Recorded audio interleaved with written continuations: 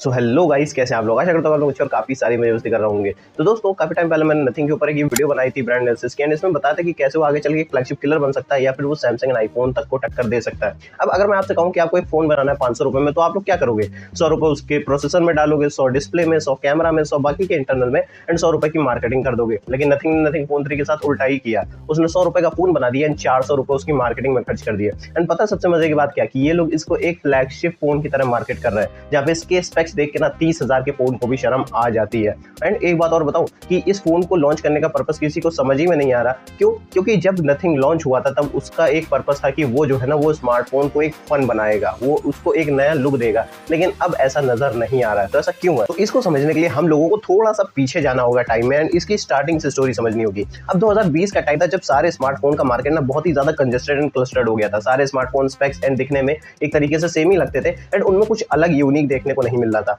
तब एंट्री होती है मार्केट में कालपे की। अब आप लोग जो भी जानते होंगे, आप लोग जानते होंगे कि कालपे कितने बड़े मार्केटिंग जीनियस हैं, एंड वन प्लस की सक्सेस में इनका काफी बड़ा हाथ रहा है। एंड तब इन्होंने ये स्टेटमेंट दी कि हम लोग एक ऐसा ब्रांड लेके आएंगे जो कि स्मार्टफोन को फिर से फन बना देगा। एंड उसके बाद जुलाई 2022 में ये लोग नथिंग फोन 1 को लॉन्च करते हैं, एंड ये इसका क्रेज नेक्स्ट लेवल था। जो इसके ट्रांसपेरेंट बैक की डिजाइन थी, ग्लिफ लाइट के फीचर थे, जो कमाल का इसका ओएस था, मतलब एक तरीके से इसने जो क्रेज मचाया था ना, वो काफी ज्यादा ऑब्वियस सी चीज थी, समझ में आ रही थी। एंड इसको देख के लोगों को उनके इनोवेशन का आइडिया लग रहा था, एंड समझ में आ रहा था कि स्मार्टफोन में ना अभी भी वो फन लाया जा सकता है, जैसा इनका मोटो था। एंड इससे एक चीज और क्लियर हो रही थी कि ब्रांड का जो मेन फोकस है वो पावर परफॉर्मेंस पे नहीं है, वो है डिजाइन पे, यूआई पे, एंड यूजर के एक्सपीरियंस और वैल्यू पे है। एंड इसी के साथ एक साल बाद इन लोगों ने लॉन्च किया नथिंग फोन 2, जो कि थोड़ा सा ओवर प्राइस, थोड़ा सा नहीं, ऑब्वियसली पूरा ही ओवर प्राइस था। एंड इसको देख के समझ में आ रहा था कि अब ये जो ब्रांड है ना, ये किस तरफ अपने इरादे लेके जा रही है। लेकिन उसके बाद भी लोगों ने इसको इग्नोर कर दिया, क्योंकि उनको नथिंग की वैल्यू एंड एक्सपीरियंस अच्छी लगती थी। लेकिन नथिंग के पर्सपेक्टिव से देखा जाए तो ये उनके लिए काफी बड़ा स्ट्रेटेजिक शिफ्ट था, क्योंकि वो लोग मिड रेंज से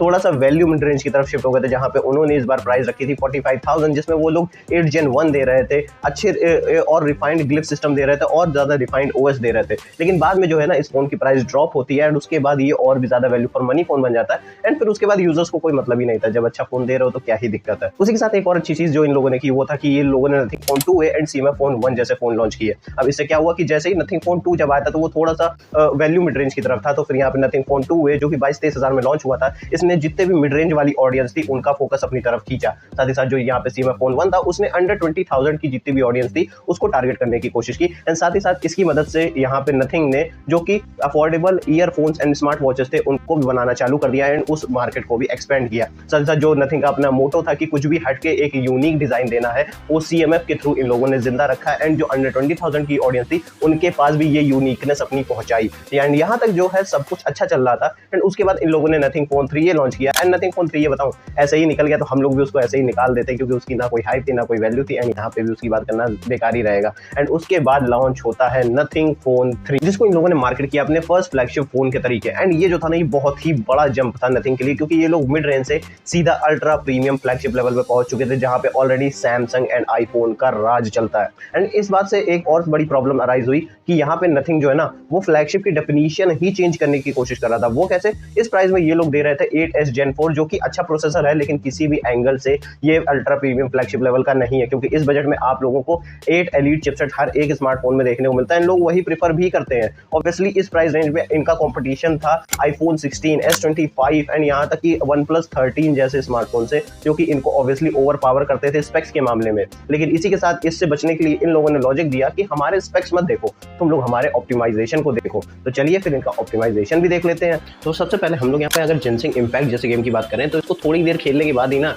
ये काफी ज्यादा हीट करने लगता है। 46 डिग्री सेल्सियस तक का इसका टेम्परेचर पहुंच जाता है। एंड यहाँ तक कि BGMI जैसे बेसिक गेम्स जो कि हर फोन में अच्छे से चल जाने चाहिए 30,000 के में भी, उसमें भी इसके टेम्परेचर्स ज्यादा ही पहुंच जाते हैं, वो भी काफी कम टाइम्स में। एंड ये डेटा भी शो करता है कि कम टाइम्स में जल्दी ही हीटिंग कर जाता है। तो परफॉर्मेंस के मामले में तो नो ऑप्टिमाइजेशन। वहीं पर अगर थोड़ा डिस्प्ले के बारे में बात कर ले, तो इसमें हम लोग को LTPS पैनल मिलता है LTPO की जगह पे। अब LTPO इस इस प्राइस में एक स्टैंडर्ड है, क्योंकि उसमें जो है ना आपकी रिफ्रेश रेट 1 हर्ट्ज से लेकर 120 हर्ट्ज तक ऑटोमेटिकली स्विच होती है, जो कि आपकी बैटरी बचाती है। लेकिन LTPS में 60 से 120 स्विच होता है, तो यानी कि डिस्प्ले में भी नो ऑप्टिमाइजेशन। वहीं पर अगर हम लोग यहाँ पे बात कर ले तो फिर इसमें हम लोगों को गोरिल्ला ग्लास 7i का प्रोटेक्शन मिलता है। अब ये जो प्रोटेक्शन है ना, ये खराब प्रोटेक्शन नहीं है, लेकिन ये पता है कौन से बजट के स्मार्टफोन्स में मिलता है? 30,000 के बजट के स्मार्टफोन्स में मिलता है। तो यानी कि यहाँ पे भी हम लोगों को प्रोटेक्शन के नाम पे ऑप्टिमाइजेशन बहुत ज़्यादा नहीं मिलता है। वहीं पे अगर मैं बात करूँ यहाँ पे, तो इसमें हम लोगों को इस बजट में जहाँ पे हर एक स्मार्टफोन में अल्ट्रासोनिक फिंगरप्रिंट स्कैनर देखने को मिलता है, इसमें हम लोगों को ऑप्टिकल फिंगरप्रिंट स्कैनर देखने को मिलता है। तो सिक्योरिटी के मामले में भी नो ऑप्टिमाइजेशन।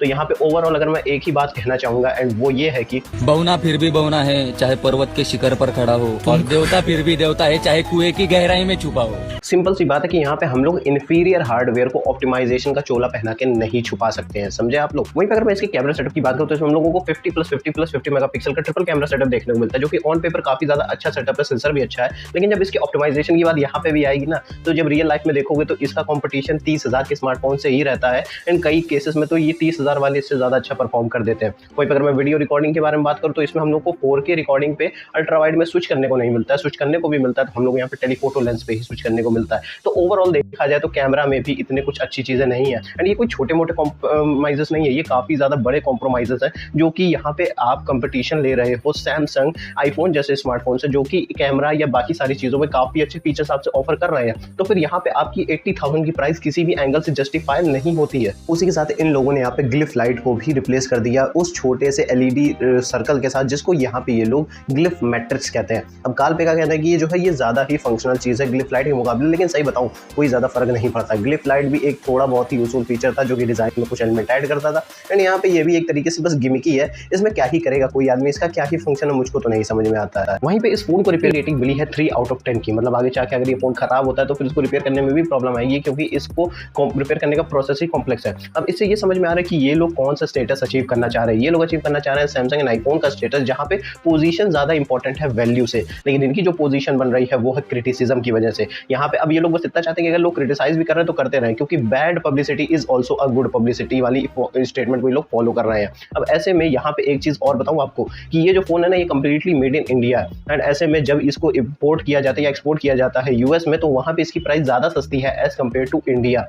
क्या हुआ, मैथिंग नहीं कर रही है ना, तो समझाता हूँ यार। देखो इसके पीछे कभी कभी कुछ रीजंस होते हैं। अगर फोन मेड इन इंडिया है या असेंबल इन इंडिया है, तो इसका ये मतलब नहीं है कि वो पूरी तरीके से चीप इन इंडिया भी होगा, क्योंकि इसके पीछे का रीजन ये कि इस फोन को इंडिया में बनाया या असेंबल किया जाता है तो इसके जो कंपोनेंट जैसे कि डिस्प्ले, कैमरा एंड प्रोसेसर्स हो गए, ये सब बाहर से जैसे कि चाइना, कोरिया, ताइवान जैसी कंपनी से मंगवाए जाते हैं। इनके ऊपर काफी ज्यादा एक्सपोर्ट इंपोर्ट ड्यूटीज लगती है। वहीं जब ये बन के तैयार होता है तो उसके ऊपर 18% GST भी लगती है, जो कि इसके फाइनल कॉस्ट में ऐड हो जाती है। वहीं पे जो सबसे बड़ा खर्चा आता है किसी भी स्मार्टफोन का जो अच्छे से काम करना चाहता है, वो है उसके R&D डिवीजन के ऊपर, रिसर्च एंड डेवलपमेंट पे। एंड ऐसे में हो सकता है कि ये लोग यहाँ पे पर यूनिट्स में ज्यादा प्रॉफिट निकालना चाह रहे हो इंडिया से, ताकि ये फिर बाद में उसको जाके रिसर्च एंड डेवलपमेंट पे इन्वेस्ट कर सके। लेकिन ये सब करने के लिए इंडिया एक सबसे गलत मार्केट प्लेस है इन लोगों के लिए, क्योंकि मैं अपने कई सारी वीडियोस में बोल चुका हूं, वही सेम चीज बोलता हूँ कि India is a very very price sensitive market. यहाँ पे आप अगर आप चीज बेचोगे तो लोग ऐसे ही लात मार के फेंक देंगे, और उस पर भी आप ऐसा फोन देने की कोशिश कर रहे हो। अब बताऊं, अगर ये लोग जैसे नथिंग फोन 2 था ना, 45,000 के आसपास लॉन्च किया था,